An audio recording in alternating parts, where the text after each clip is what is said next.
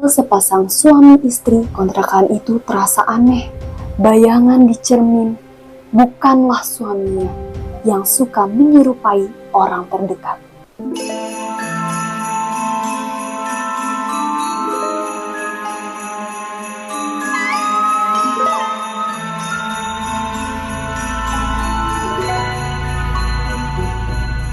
Halo teman-teman, malam ini gue mau ceritain kisah nyata seseorang yang mengalami kejadian yang di luar nalar. Gue akan cerita yang bikin bulu kuduk merinding. Buat kalian yang berani, siap-siap ya. Matikan lampu, pasang headset, dan kita mulai. Malam itu, suasana di sebuah gang kecil di pinggiran kota begitu sepi. Angin berhembus pelan menyusup masuk di sela-sela dinding kayu kontrakan yang mulai lapuk. Di sana tinggal sepasang suami istri yang baru saja menikah, Wawan dan Sari. Baru 1 bulan mereka menempati kontrakan kecil berpetak 3 itu. Wawan bekerja sebagai seorang security dengan jam kerja shift yang tak menentu.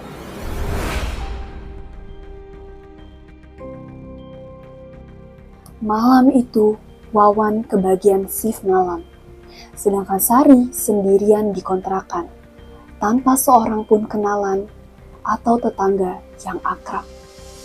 Jarum jam menunjukkan pukul 12.30 dini hari. Sari yang hanya bisa berbaring di atas kasur tipis di ruang tengah, mulai merasa tak tenang.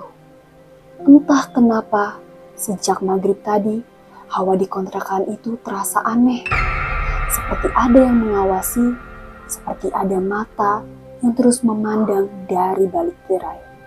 Tiba-tiba terdengar suara pintu kamar yang seolah bergeser sendiri. Padahal sejak suaminya pergi, semua pintu sudah ditutup rapat. Dengan rasa cemas, Sari memberanikan diri duduk. Kamar itu gelap, hanya diterangi cahaya redup dari lampu dapur yang sengaja dibiarkan menyala. Saat itulah, tanpa suara, tanpa aba-aba,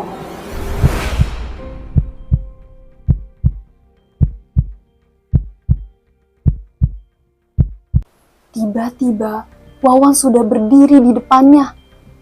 Sari terkejut bukan main. Dengan nada heran dia bertanya, "Pak, tumben pulang, bukannya kamu shift malam? Pulang jam 7 pagi kan?" Wawan terpaku, hanya diam. Wajahnya menghadap ke bawah, tak bersuara. Tak ada senyum, tak ada sapa.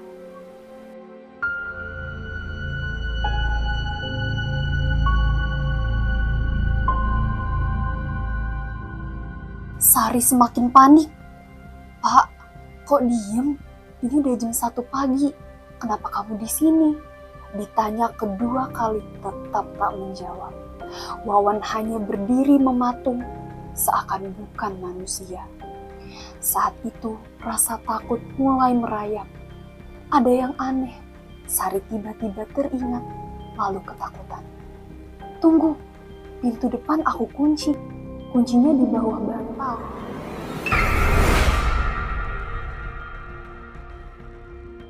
Napasnya tercekat.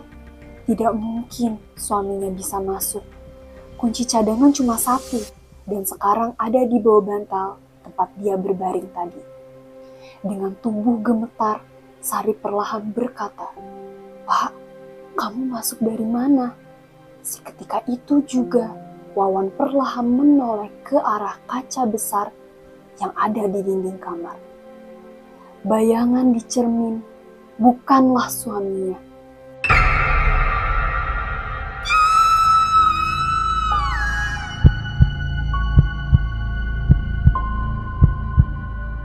Tapi sosok berbadan tinggi besar, berbulu lebat, dengan mata merah menyala. Sari spontan berteriak, tapi suara itu seakan tak terdengar. Sosok itu berjalan perlahan ke arah dapur.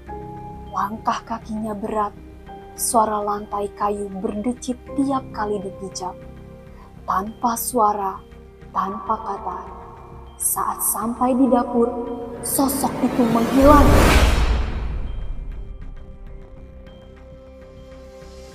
Semuanya sunyi, kontrakan itu kembali sepi. Yang tersisa hanya deru napas Sari yang tersengal dan detak jantungnya yang berpacu. Dia langsung menyalakan semua lampu.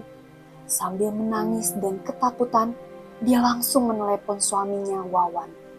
Tetapi sayang sekali, handphonenya hanya memanggil berkali-kali.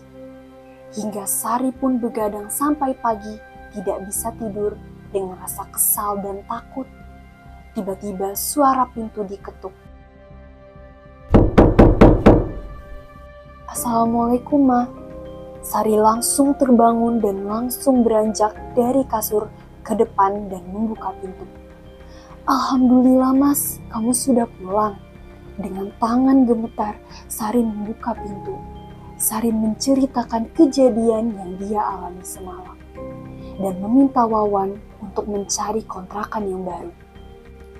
Setelah pindah dari kontrakan horor itu, Wawan dan Sari akhirnya mendengar desas-desus bahwasannya di kontrakan 3 petak itu sering muncul sosok yang menyerupai orang terdekat.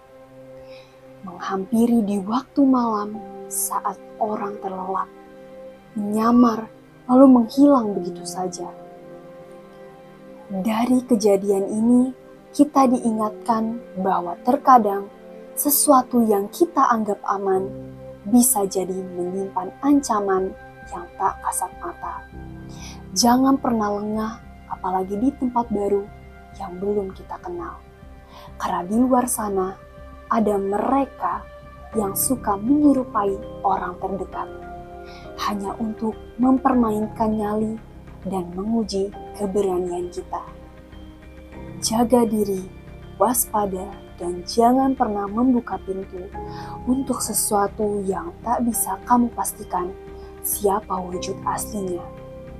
Ingat, tidak semua yang pulang adalah manusia.